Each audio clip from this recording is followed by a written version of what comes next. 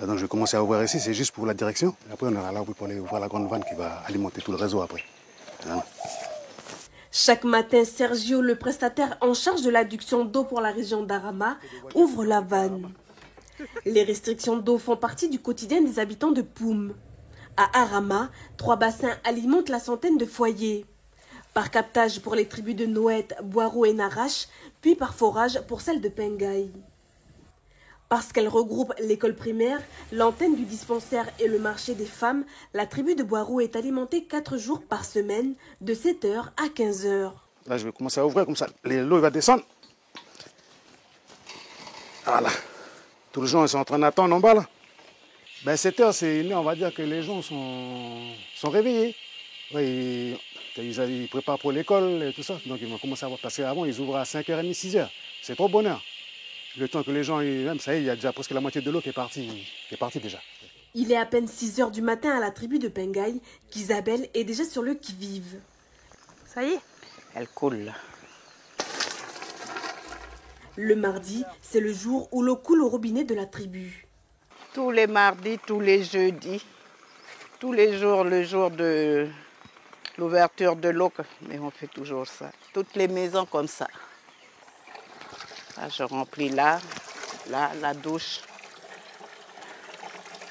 Avant, nous, on se servait de ce trou d'eau là. Maintenant, il y a plein de cressons. Mais avant, quand j'étais à l'école, on se baigne là. On prenait de l'eau aussi. 2 fois, quand on n'a pas d'eau, le camion n'arrive pas.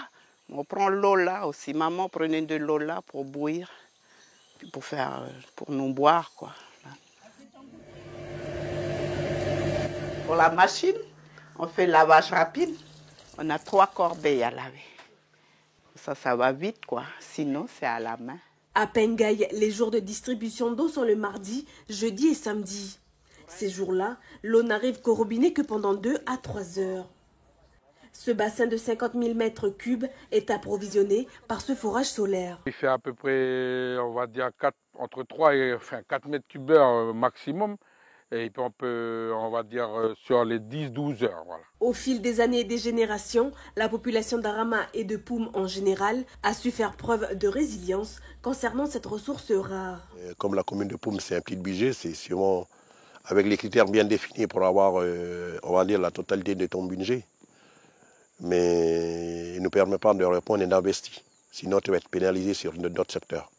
Et nous, on fait carrément, on va dire, du pansement, s'il faut dire ça comme ça, les termes. Quand on parle de problématiques de genoux, bon, les gens, ils nous prennent pour je ne sais pas quoi, là. Bon, nous, on a dit, bon, ça c'est... On est né dedans, on vit dedans avec nos enfants, avec nos petits-enfants. Et ces gens-là, ils vont pérenniser dans le temps. Parce qu'on n'a pas le choix. On fait avec ce que la nature nous donne. Pour pouvoir préserver et puis répondre aux besoins de la population ou la génération après. L'approvisionnement en eau reste difficile à Poum.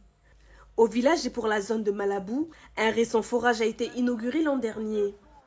Sur l'île Otanlo, un désalinisateur solaire a même été installé pour soutenir l'effort et améliorer l'accès en eau potable. En 2025, dans le Grand Nord, il reste encore des endroits ravitaillés par le camion-citerne de la mairie.